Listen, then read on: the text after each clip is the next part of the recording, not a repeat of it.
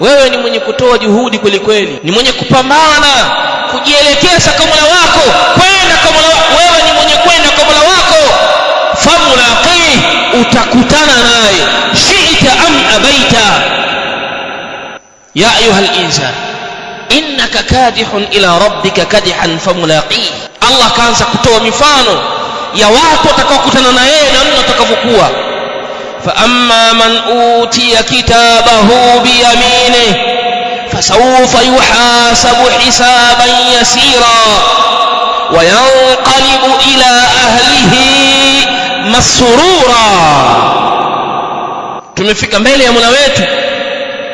Kuna kundi kati yetu sisi watapewa kitabu chao mkono wa kulia, fahani'an lahum, hiyo ni pongezi njema kwa wao, walikuwa duniani kwenye sehemu ya mapito. Hao watapewa kitabu chao mkono wa kulia, fasawfa yuhasabu hisaban yasira, hao watahesabiwa hesabu nyepesi sana. Na baada ya kupewa kitabu chao mkono wa kuume, fayanqalibu ila ahlihi, mtu huyu atawageukia familia yake, ataangalia jamaa zake, atawaangalia ndugu zake, ataviangalia vipenzi vyake. Wayanqalibu ila ahlihi masrura, kiwa ni mwenye furaha kweli kweli. Furaha imefikia kikomo cha juu mno, kiwango cha hali ya juu sana. Anawaonyesha namna gani alivyokuwa mwerevu kwenye hii dunia.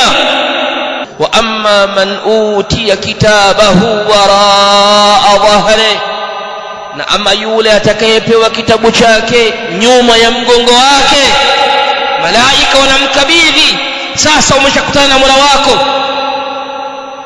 Atakapopewa kitabu chake kwa mkono wa kushoto, tena nyuma ya mgongo, waraa dhahri, fasawfa yad'u thubura,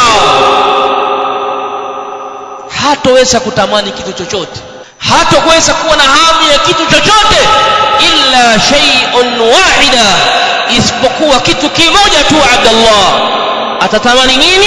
Thubura, aangamie, afe tena, aondoke, umauti umkute, lakini asishuhudie hiki, kwa sababu siku hiyo Allah subhanahu wa ta'ala ataikurubisha jahannam, ataileta karibu jahannam, jua litasogezwa karibu, tubaddalu al-ardh, ardhi tabadilika, haitakuwa hii. Abdullah, ndipo mwanadamu ambapo atakapotamani maangamivu, kwa sababu anachokiona haamini kwa macho yake, na atamwambia Mola wake, na kuomba unirejeshe duniani, la'alli a'malu salihan fima tarakt. Kalla, ewe Mola wangu, natamani unirejeshe duniani, huenda nikatenda walau tendo moja tu jema. Allah anamwambia kalla, hilo jambo halitowezekana.